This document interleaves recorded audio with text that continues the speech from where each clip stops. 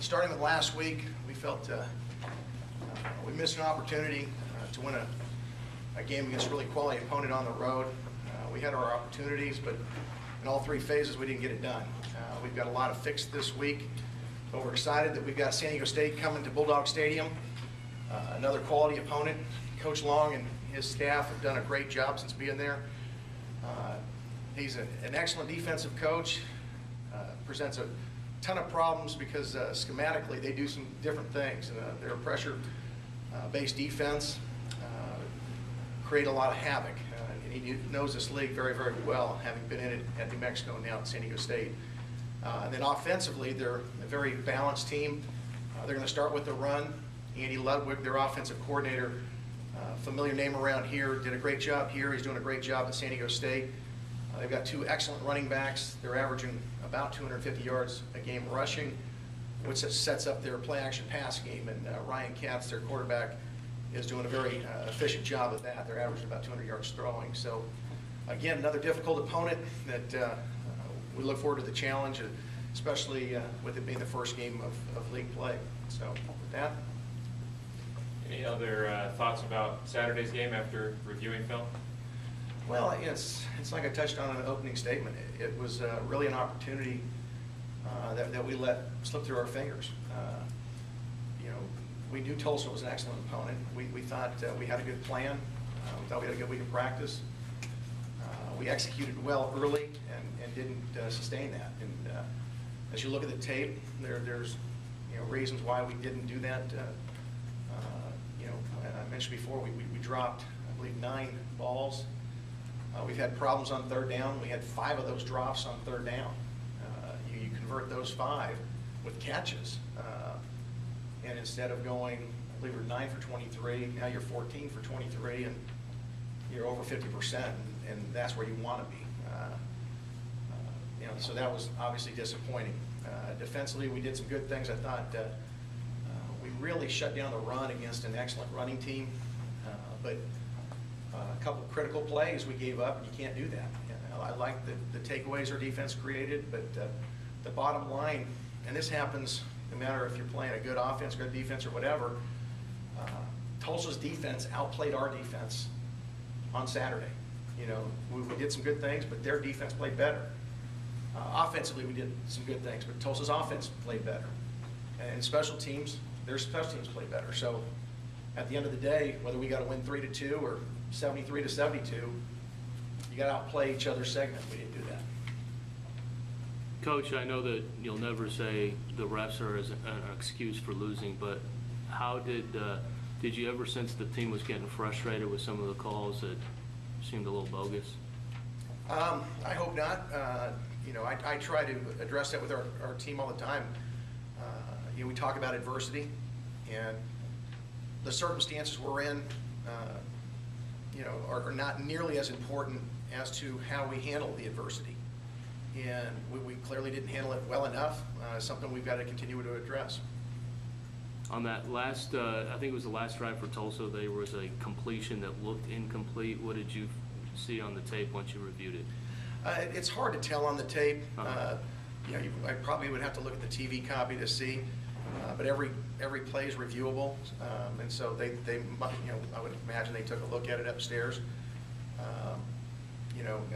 When you look at our level, we've got HD cameras and all, but it's not that close of a picture.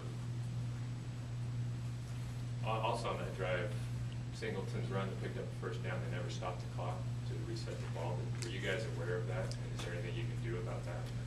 I don't even was not aware of it. Because just under 2 minutes, Singleton ran up the middle, was carrying guys down right. to 17, first down.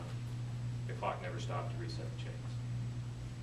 So I mean, maybe 4 or 5 seconds, that's a play on your last possession. Yeah. Again, those are unfortunate breaks of the game.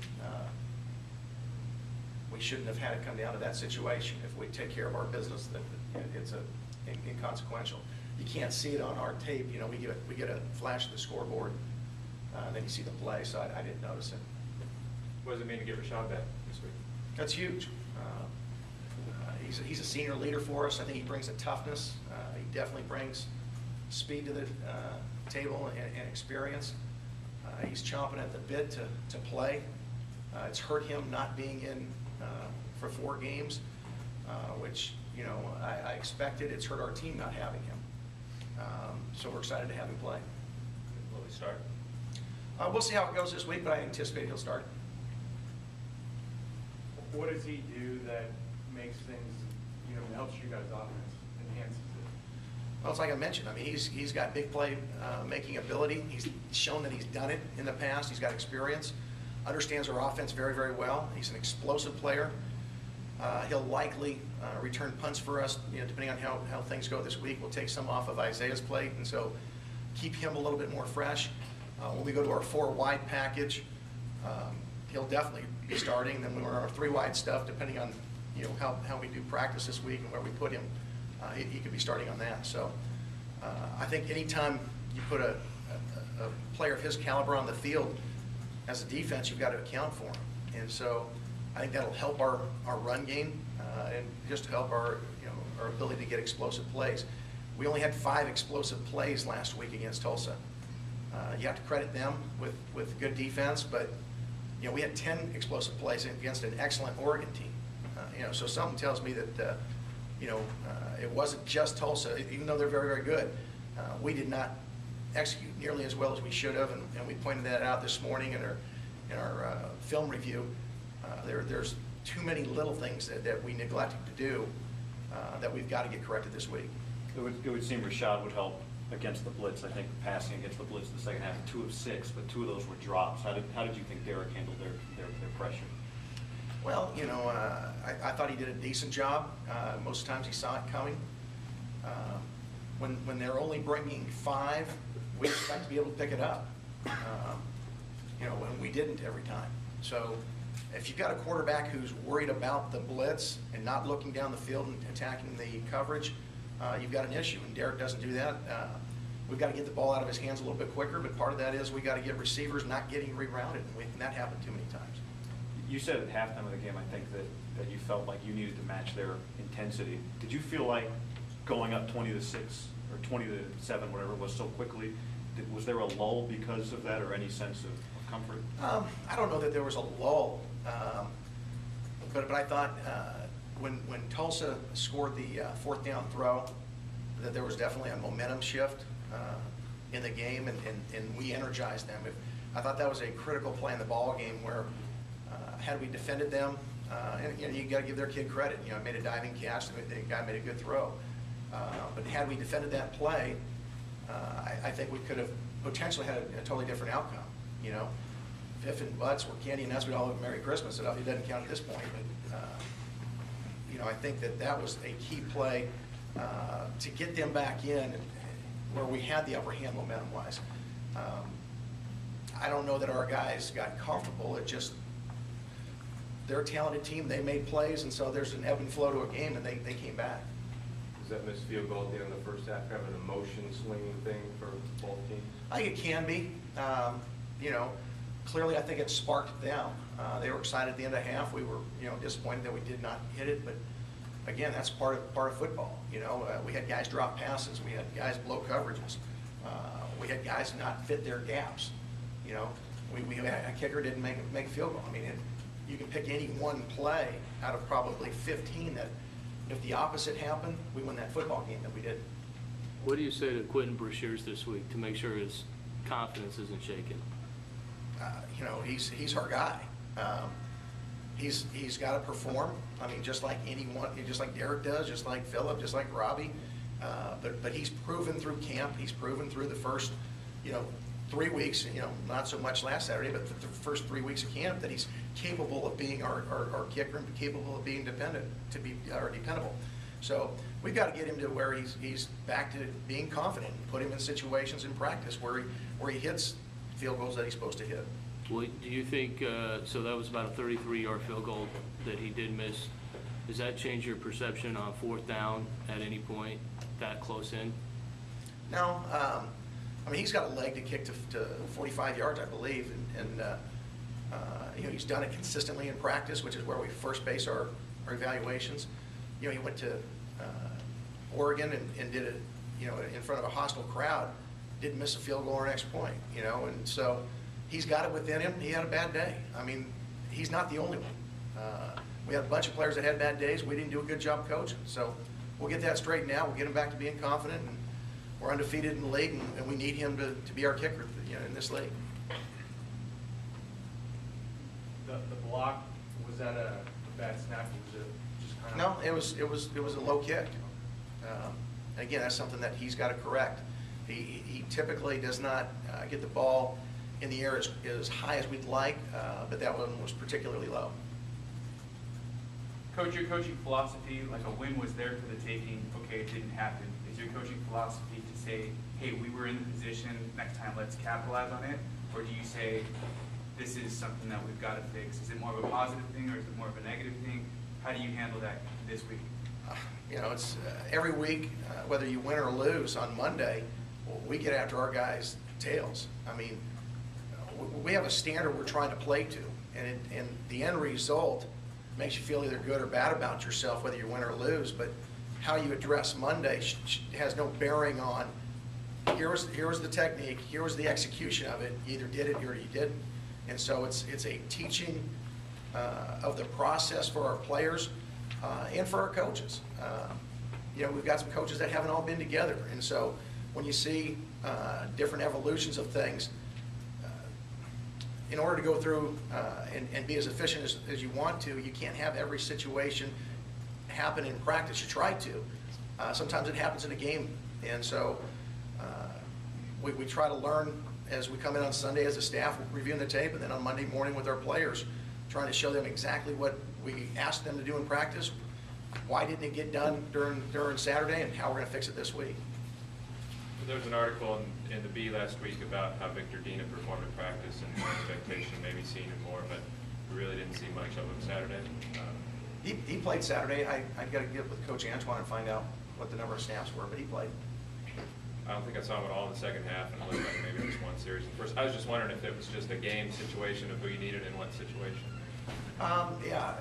We rotate depending on personnel groupings. Victor's in our rotation, but it comes down to in critical downs, we want to get our best guys on the field, the guys that have the most trust. He's improving, but he's not ahead of the guys that are ahead of him, and so he's got to prove that in practice and then continue to prove it in the games. Did you like what you saw, the formation with Michael and Robbie in the backfield? We have that package. Some weeks there's a bigger percentage of that. Some weeks not. It just kind of depends on who we're playing and what matchups we're trying to get. Coach, I saw one long ball, I believe. Was that just what Tulsa's defense, they were trying to take that away and you were just trying to get what you could underneath? Or how did that play out for you guys? There was a lot more than that called. Part of it, the issue, like I said, we had some receivers that were getting jammed up. We weren't running the routes properly. Part of it was coverage dictated. If they're going to play over the top of stuff, there's stuff underneath that take advantage of. So it was a combination of things. But our offense is based on going 4 vertical, and we called a bunch of them on Saturday. We did not execute well enough. And then in part of that, you got to give Tulsa credit for how they defended us. You get Rashad back, any chance of Plummer and or Toma feedback? We're hoping to, but right now it remains to be seen. Coach, Homecoming, you have what seems to be a lot of the former players coming back, and with all that. What does that mean to have that kind of support from former players to come in, and will you let them speak to your guys on Friday as they start to filter into town? Well, a couple things. Since we've been here, I've tried to re-engage our football alumni, no matter what area you played in. We have closed practices, but they're open to our alums. We're excited about our history, about our legacy, and I want those guys to connect with our team because this is that next chapter.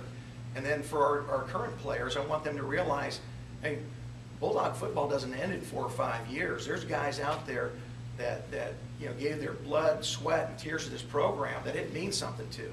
And so to give those guys an opportunity, absolutely, I want those guys to come to practice, and when they do, they'll have opportunities to talk to our guys. This weekend, we're going to have Ron Rivers and Michael Pittman will be our honorary captains, and they'll be at pregame. They'll be talking to our guys in the locker room and lead us on out. So we're going to continue to try to do that each and every week. I think it's big for our players and our program. Coach, you guys again won the turnover margin, but you lost this time. What do you say to guys like Phil Thomas and the rest of the defense in terms of encouraging like them to keep playing hard? Well, we're doing a good job getting takeaways, but what we tell them is Tulsa's defense outplayed our defense. They gave up 26 points, we gave up 27 points. That's the bottom line. If our defense would have blocked an extra point, it's a tie ball game. If our defense would have blocked 2 extra points or a field goal, we win the football game. So we don't get into, hey, we played good on this side of the ball, it's those guys' fault. It's a team sport, and that's what we coach, that's what we teach. And so nobody gets any enjoyment out of losing a football game, but I got 2 turnovers or 3, takeaways. I mean, it's not how we do it here. You said at the beginning of the year 20 takeaways was somewhere your goal. You got 11 already. Is that surprising to you, or is that, well, yeah, I expected that in the first 4 games? Our true goal is 30. I mean, when we get this thing where we want it to be, it's going to be 30 plus. Coming off of 9 a year ago, I thought, hey, if we can get to 20, we'll be making progress.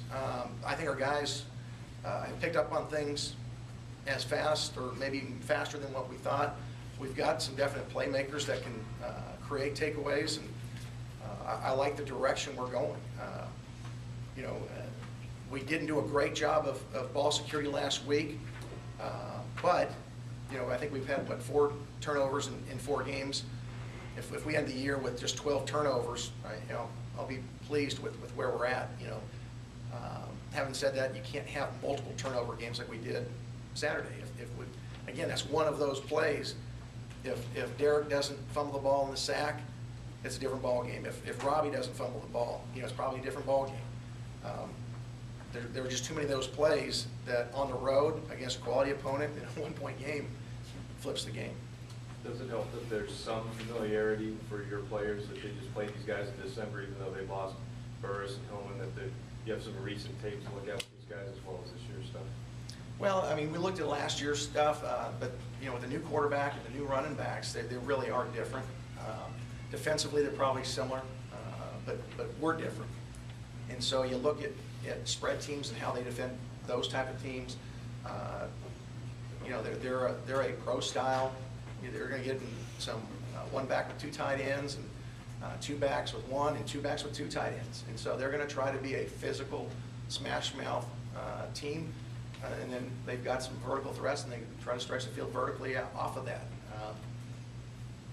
That philosophy hasn't changed, but the personnel has. They've got an excellent tight end who I didn't mention. I mean, he's a 6'6", 250-pound tight end that's preseason all Mountain West player. We know they're going to be difficult to stop. There's a reason they're one of the top offenses in the country. You guys stopped Tulsa's run for the first 3 quarters. In the 4th quarter, the Tulsa coach was saying they just wanted to run basically the power game, and that they were pretty much successful in that 4th. Was there a difference there in the 4th with them getting 50 yards and you holding them to 75 going in?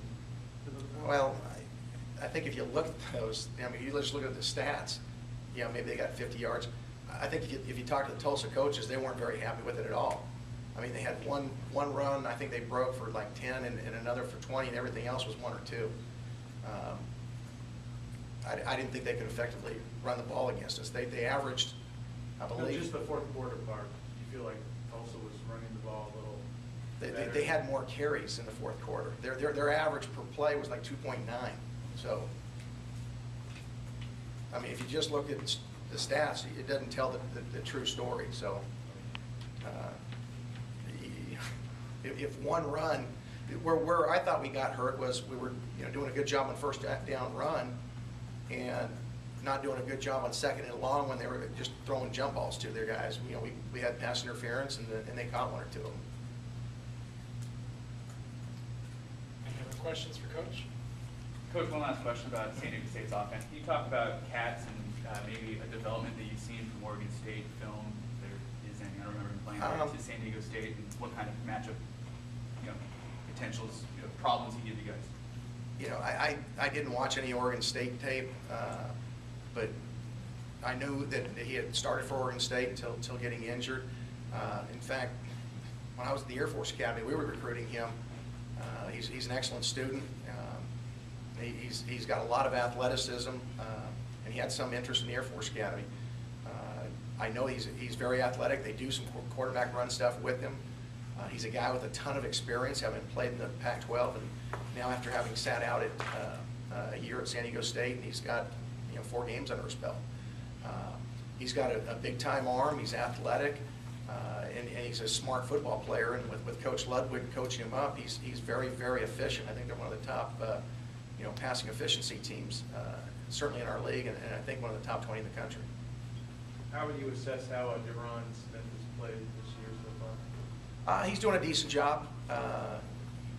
We've got to continue to work with him on things, but he's got a couple takeaways, which has been good. He's down with football at times when it's broken, which is what you need your safeties to do. He's just got to get more consistent, like most of the guys on our defense. You talk about this is the week you start chasing the championship. Your slate's clean, 0-0. You stress that with your guys? Absolutely. We talked about it Saturday after the game. As badly as we felt Saturday, I reminded our guys that our #1 goal starts this week, and we are undefeated in the league. There's some teams in this league that have a win. There's others that are 0-1, and our slate's clean. We've got a very good San Diego State team coming to our house, and we can't change what happened Saturday, but we can affect how we practice and how we play this Saturday. So I think our guys are ready for the challenge. How did you think, I think the first 2 hits on Cody Green came with 3-man pressure. The first sack was with 3-man pressure. I know Nick Toth said I think he wants 15 hits per game on that quarterback. I mean, how did you feel your pass rush executed on Saturday? Okay, not great, but part of it was they were a little bit different in their throw game. He was just taking 2 steps and throwing vertical. You're probably not going to get there. When they were trying to throw the ball down the field, it really wasn't until 3rd down situations. And, I'd like to have had a little bit more pressure out of our 4-man rush stuff. We did hit him out of our some of our pressures, forced some bad throws that led to interceptions. But we got to get more consistent in our 4-man rush.